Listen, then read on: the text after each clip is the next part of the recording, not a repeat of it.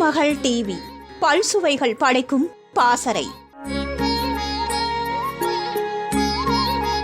வாஸ்துப்படி இந்த திசையில் காலணிகளை கலற்றி வைப்பது வீட்டில் அமைதியான சூழ்நிலையை உருவாக்கும் மற்றும் நிதி ஆதாயத்திற்கான வாய்ப்புகள் அதிகரிக்கும். அது எந்த திசை என்று இந்த பதிவில் பார்க்கலாம். வாஸ்து சாஸ்திரப்படி வீட்டில் செருப்புகளை வடக்கு அல்லது கிழக்கு திசையில் வைக்கக்கூடாது. அப்படி வைத்தால் வீட்டில் எதிர்மறை ஆற்றல் அதிகரிக்கும். மேலும் இந்த திசையில் உள்ள செருப்புகளை கலற்றினால் லக்ஷ்மி தேவி உங்கள் மீது கோபப்படுவாள்.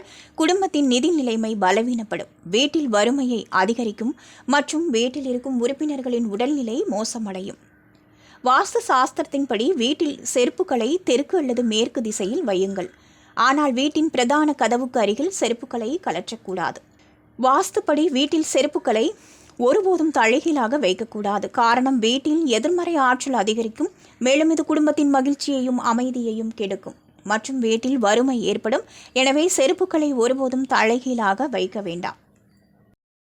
திருமகள் டிவியை லைக் செய்து உங்கள் நண்பர்களுக்கும் ஷேர் செய்வதுடன் சப்ஸ்கிரைப் செய்து ஆதரவு தாருங்கள்.